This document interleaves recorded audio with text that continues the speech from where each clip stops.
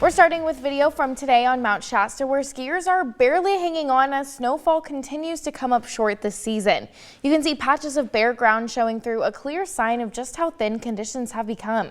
Due to the lack of snow, Mount Shasta Ski Park announced it is temporarily closing the Coyote Lift. Thanks for joining us. I'm Samantha Kadera. The snowpack is below average across the western United States, with Oregon seeing some of the biggest snowpack shortfall.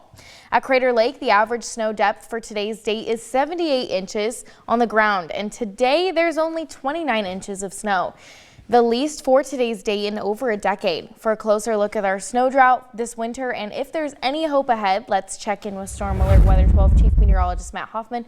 What else can you share with us? This is so weird. Yeah, hearing that from a lot of folks, and you know, it is low, and it's across the western U.S. that's really seeing those snowpack numbers well below normal. Here's a look from the Crater Lake Visitor Center. We have to go back on this date to 2015, where there was 24 inches of snow on the ground at the Crater Lake Visitor Center. The year before that is actually the record lowest for this date, 13 inches only back in 2014. For both of those winters, we did see below normal snowfall for the entire winter. In 2015, it was just over 191 inches. And then for 2014, we did make some headway, but 265 inches, nearly 265 inches. The normal for Crater Lake for the whole winter is 463 inches, so still well below normal. Here's a look at the snowpack across southern Oregon and northern California.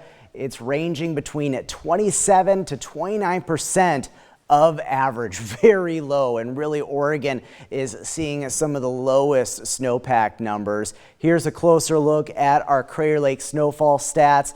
Look at January, about half the snow we usually get, and then for the total this season so far, only just over 125 inches. By this time, we should see 260 inches of snow when it comes to average. So we have a lot to make up. But the good news is it looks like our weather could be changing finally as we head towards the weekend. High pressure, though, is going to stay in control over the next few days, keeping us dry. And also, we're going to see some even warmer temperatures. It's not great news for the snowpack in the short term. 52 right now in Medford. It's 39 degrees in Klamath Falls. Those temperatures starting to tumble. It'll be a cold night tonight. Some areas of fog developing in Grants Pass. And then taking a look at tomorrow in the Rogue Valley. Mostly sunny, and it is going to be even warmer. Highs tomorrow running well above average, up to 61 degrees in Medford and 57 in Klamath Falls, and up around 64 for Brookings. We'll take a closer look at how warm it's going to get over the next few days and more details on hopefully some good news coming when it comes to rain and snow. It is looking pretty encouraging for the weekend, Sam, and I'll have more on that coming up in a bit. Matt, thank you. Now we're going to take a live look at downtown Ashland tonight, where city leaders are addressing what they call a breakdown in coordination that left the city's ice rink closed this winter. Ashland officials say changes are now underway to make sure it doesn't happen again. For weeks, we've been tracking questions around why the ice rink never opened. And those city leaders say they've identified what went wrong and how they're moving forward. NewsWatch 12's Danny Stepanovich spoke with the mayor and a local business. Its canopy may still be up, but Ashland's ice rink sits empty this season, sparking blame, a new city position, and worries on the economic impact on local businesses. The empty rink became a visible sign of frustration, but city officials say the closure came down to a permitting failure. Parks and Rec chose to leave the rink's canopy up year-round to save money, but that decision meant the structure had to meet code and permit standards. City leaders say that work wasn't completed in time.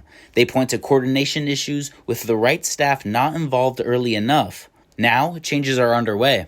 By bringing the capital projects from the Parks and Recreation Department into the public works system at the city through this realigned position, we're going to be seeing a lot greater efficiency and also making sure that we're able to keep projects on schedule. The closure also hit the local economy. A drastic change in foot traffic through the winter months. We just don't get the nighttime traffic anymore. Romano says the rink's closure meant fewer families downtown. Oh, nobody was happy. Nobody was happy. My first thought was I felt bad for the families. I felt bad for the families that have done this for 10 years. The city says the Parks Department and Council will now hold joint meetings, while the Public Works Project Manager will oversee park capital projects, and regular updates will go directly to the city manager's officials. In Ashland, Danny Stepanovich. We have new information tonight in the Eagle Point dog hoarding case. Court records filed Friday show a new defense attorney is asking a judge to reconsider how or if Tepper could be released from custody as the case moves forward. Tepper's attorney is asking the court to let pretrial release services evaluate for possible release. The motion says Oregon law favors release without bail unless a judge finds safety or court appearance concerns, and if denied, the defense seeks conditional release, including no contact and an ankle monitor. And as a third option, the motion asks the judge to reduce Tepper's bail, saying it's excessive. Prosecutors object, leaving the decision with the judge. Tepper remains in custody and is scheduled to return to court February 9th, and unless that date is delayed. Now let's take a live look out at Interstate 5 near Exit 24 in Phoenix, where police are continuing to investigate a fatal hit and run. The Oregon State Police said in a news release on Saturday morning, 34-year-old Anthony Jonathan Byam of Phoenix was struck by a vehicle on the northbound shoulder near the Exit 24 on-ramp. Byam was pronounced dead at the scene and the driver did not stop. The investigation to this hit and run is still ongoing. The Josephine County Sheriff's Department is also investigating a robbery at the A1 Market in Grants Pass, where a suspect threatened customers with a knife before fleeing. A white male, 40 to 50 years old, with gray hair, took items from the shelves. He had been in the store about an hour earlier without buying anything. When the clerk tried to stop him, the suspect held a knife to a customer. No one was hurt and the suspect fled, and he was last seen fleeing on Upper River Road. The case is under investigation. Anyone with information is asked to call the Sheriff's Department. And Kotek announced on her Facebook today that she is working with legislators to help protect Oregonians' access to food stamps. This comes after Kotek declared a hunger emergency when SNAP benefits were frozen during the government shutdown. She is now introducing 2 new plans to help those facing hunger in Oregon. I'm asking the legislature to fix Oregon's SNAP EBT cards so they have those chips in them to better protect people from having their food money stolen by card skimmers. Second, I'm working with lawmakers to protect access to SNAP assistance by making sure we can meet the new federal requirements and keep food on the tables of thousands of Oregonians. She went on to thank families, businesses, and organizations for stepping up during the government shutdown and asked that they continue to show up. Moving into a developing story, animal rights advocates in Oregon are pushing a new initiative that could restrict hunting and fishing, and it's drawing both supporters and critics. The Peace Act would remove many exemptions from Oregon's animal cruelty laws. If passed, hurting or killing animals, including game and fish, would be criminalized, except in cases of self-defense or veterinary care. Supporters say the measure extends pet-like protections to all animals and offers a transition fund to help industries adapt. Critics warn it could criminalize common practices in Oregon, including hunting, fishing, and agriculture. Organizers have collected more than 92,000 signatures, but still need about 25,000 more to make the November ballot. We'll continue to track this story as it develops. Grants Pass City Councilor Seth Benham has announced that he will be running for Oregon State Representative for House District 3. Benham is running against current Representative Dwayne Yunker. NewsWatch 12 had a chance to speak with Benham, who said he hopes to bring more communication about financial needs of the district to Salem. There's certain things, whether it's infrastructure for industrial lands or housing developments or fire department upgrades, things like that I think we've missed out on from a financial aspect from the state, and that kind of money helps, especially like the city of Grants Pass a lot, right? Or even Josephine County in general.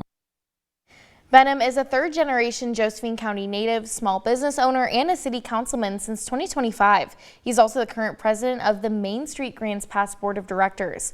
For a closer look at Benham and his campaign, you can head to our website. Siskiyou County Public Health is urging residents to remain vigilant about measles protection and awareness after a confirmed case has been reported in neighboring Shasta County.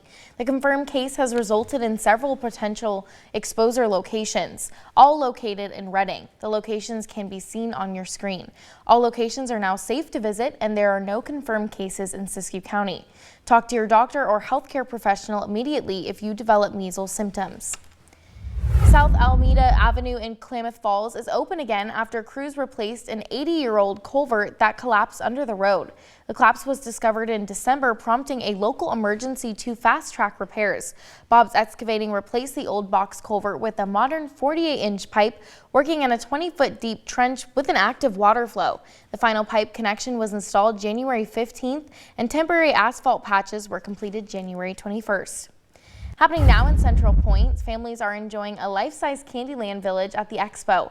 The Winter Candyland event hosted by the Family Nurturing Center and Rotary Medford Rogue transform the pavilion at the Expo into a sweet wonderland. Visitors can stroll through Lollipop Lane, Gumdrop Garden, Cotton Candy Corner, and even meet King Candy. Activities include storytime, face painting, mini golf, and plenty of photo opportunities. Land is an activity that if families do that together for just 20 minutes a week, there's a study that shows that their child will be ready for school. Winter Candyland runs through today, February 1st, from 10 a.m. to 4 p.m. at the Expo in Central Point.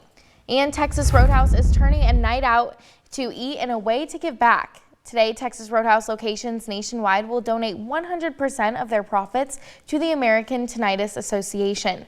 Honoring late founder Kent Taylor, the Dine to Donate event supports research and resources for the millions of people living with tinnitus. Anyone who dines at Texas Roadhouse on February 2nd will be contributing, with every dollar of profit going directly to the American Tinnitus Association.